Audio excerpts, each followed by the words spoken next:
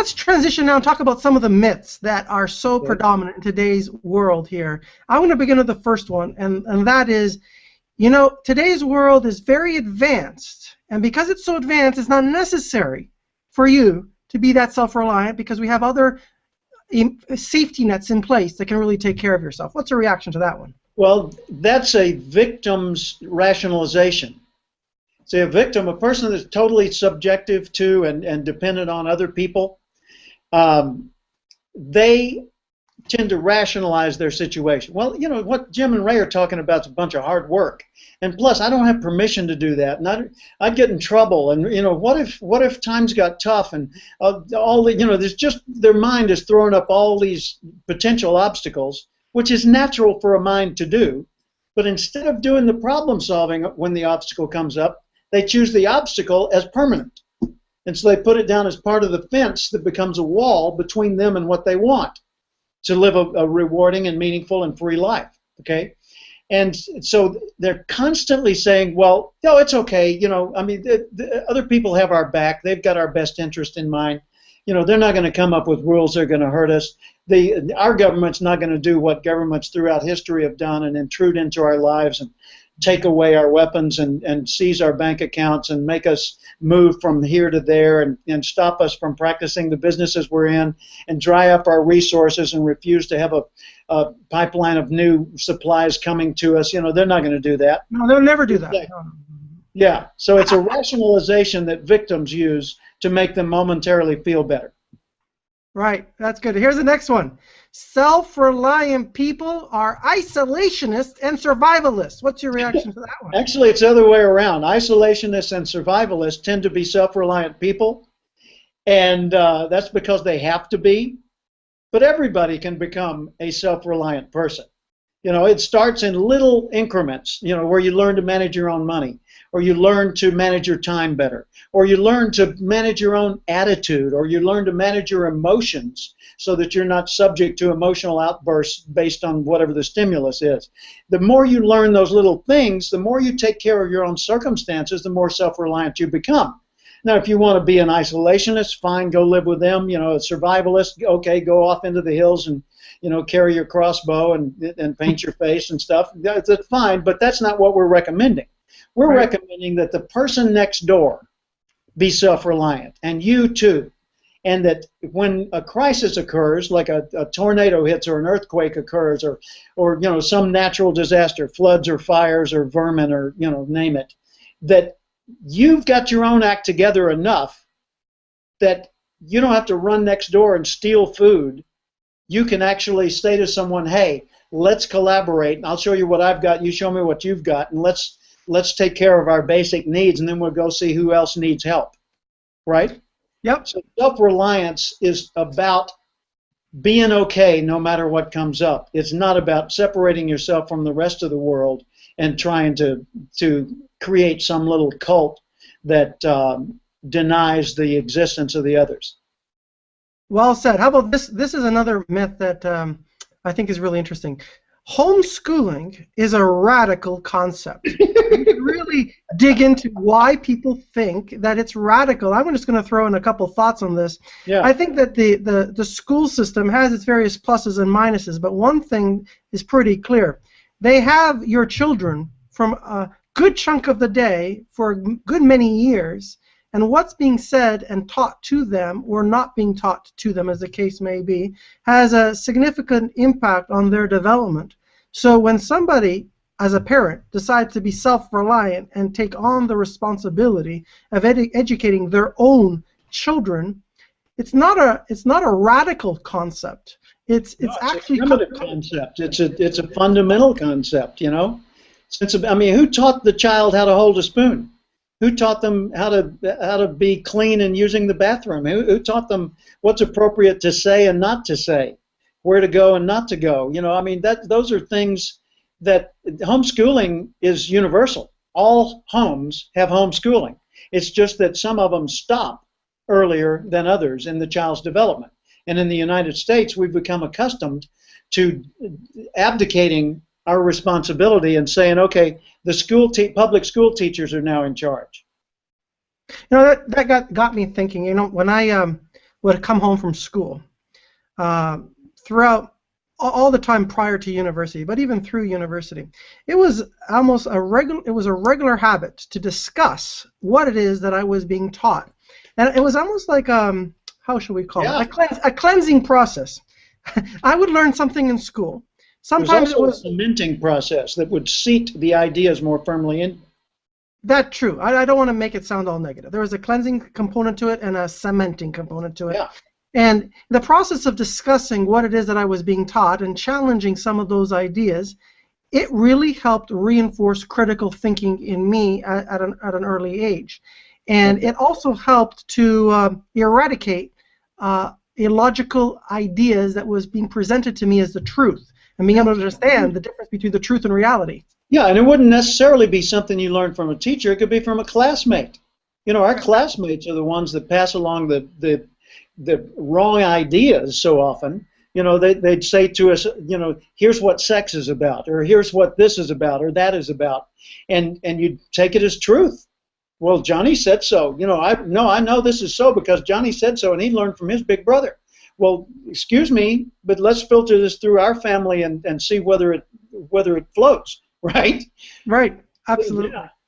So here, let's jump onto another myth, and we can kind of combine a couple of them here. Okay. There's still time to correct it, and I'm going to say, quote, Ray and Jim, you guys are overreacting. Yeah, we're alarmists. We're alarmists, that's right. Woo-woo.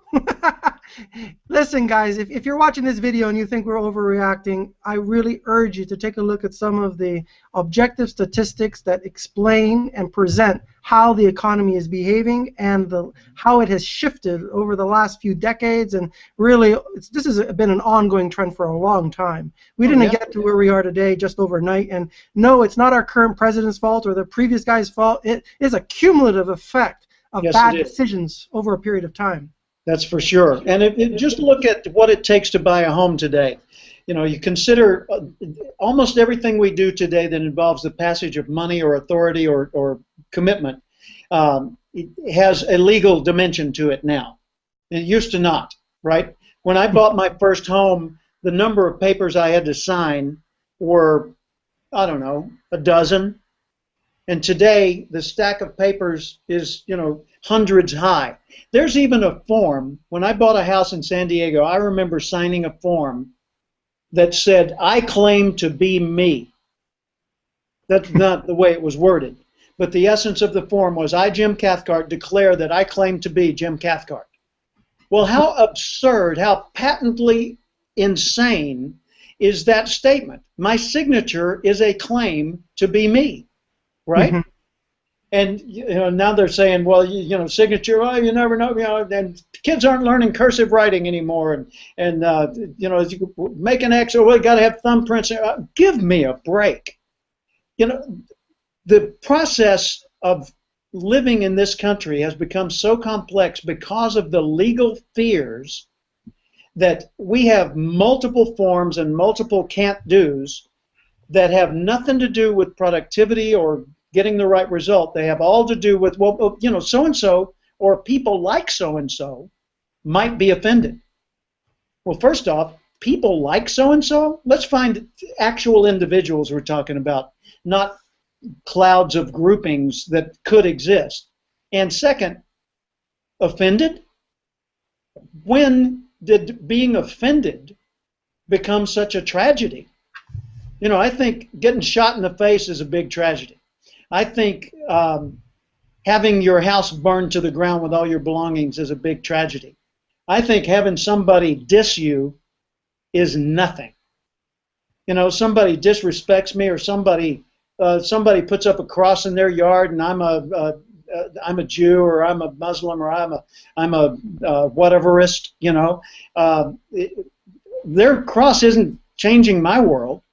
It's changing the decorations of it. But for heaven's sakes, there's nobody in my front room saying, you must believe like I believe. They simply put up a cross. Okay, cool. I don't have anything to put up right now, but someday I could probably put up something too. You know, now in this case, I'm using that as just an illustration. My own personal beliefs are Christian, just so that the viewers know. But I'm not trying to sell them on it. I just think We need less must do and more what works in our world. Well said. Now, as we transition to talk about the blueprint, which I know everybody is eager to see, how are we going to deal with these challenges? Yeah. I just want to kind of bring us in for a landing. What we've been discussing so far is really painting a picture of what has happened in the past, what has happened to what is present today, and how the philosophy of our day, which impacts the politics and the political decisions, the economic realities, and the impacts from an economic standpoint, how that impacts us socially, is all shifting. And because of this shift, we have a much more dependent society as opposed to a self-reliant society, a society which embraces more of the something for nothing mentality as opposed to the something for something mentality, where, to use an expression, it's like 6 people are pulling a wagon and 6 million people are riding it. And that expression, which I'm borrowing from you, Jim, is really the center of causing a major problem today and moving forward for our future generations. And unless we wake up to the fact that the answer to this is self-reliance, this domino effect is going to get worse and worse and worse. And some of you out there might be believing that, you know, the United States is so big and strong and can never be unseated as a world power. And, you know, that may or may not be true, but I have to tell you that when we look at some of the statistics from an economic perspective, which is the driving force behind any government of the day, it's getting weaker and weaker, and that the only way we can turn this around is through a more self-reliant mindset. Any comment that you have, Jim, before we go to the blueprint? Yeah, the whole concept of self-reliance, what we're talking about here is, I'm not just talking about you, the viewer, becoming more self-reliant. I'm talking about you and me and Ray and the rest of the people we know collectively committing to this. I will become more self-reliant, you become more self-reliant, but we will spread the effect so that we can get more and more and more people to be self-reliant. Why is it such a big deal? It's a big deal when it comes to determining the percentage of a society who are self-reliant. A society with 100% self-reliant people can endure almost anything you throw at it. Take an example, the rainforest. A rainforest has so many diverse plants and animals and creatures in it that it can withstand almost anything that hits it. It can withstand every type of disease, drought, insect, name it, and it'll live forever virtually. Okay, that's a rainforest. As opposed to an orchard. An orchard is a rainforest with an oppressive government. Think about it. The government says, the government being the farmer, no more are we going to have ferns, no more are we going to have conifers, we're going to have only fruit trees, okay? And we're going to have a little patch over here for potatoes and other tubers, but that's it. You know, all other plants need not apply, they're not cool anymore, okay? And water will come at the following times per day. And if insects come, we're going to attack with a full force of pesticides and wipe them out. So we get to decide what it's going to be, and you guys just sit there and make fruit. Okay? That is absolutely a parallel between an oppressive government that's gotten too big and a free society like a rainforest. The rainforest can withstand anything, and everything in it lives by the law of nature. You know, so if you do something against the laws of nature, obviously you're going to end up with consequences. But otherwise, you go through the cycle of life, and everything is recycled. Everything, even waste, is recycled. Okay? So take a look at society, and let's say that the society is not 100% self-reliant people. It's 60% self-reliant people, 40% dependents. Well, that means the 60% who used to get to keep 100% of what they were producing are now keeping only 60% of what they are producing, because the other 40 has to go to support these dependents. Now let's change the society, and let's say that these 40% got the ability, the legal authority, to unionize and come up with their own rules and go against the 60 with whatever laws they wanted to impose on those 60 to make it more fair for the 40. So the 60 end up working harder for less. They end up really resenting all this burden that's been put on them unnecessarily, and a whole bunch of them cave in and can't handle it. And so now then you got 60% dependent and 40% productive.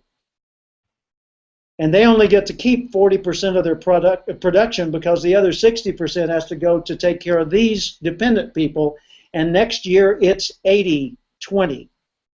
And the next year it's 0 to 100. And everybody's relying on the government. The government said, no, we got it. You don't have to be independently productive. We'll just print more money. It's not worth anything, but it will print it, and so you get to use it. And that leads to rampant inflation, and you end up with something like the Weimar Republic back in Germany, when one day a loaf of bread costs $1, the next day it costs $100,000, next day it costs $1.6 million, next day, forget it, there's no bread anyway. That explains the situation so well. And today, and we talked about this earlier on, we said that today about 100 million people are working, and there's about 215 million that are not for a variety of reasons.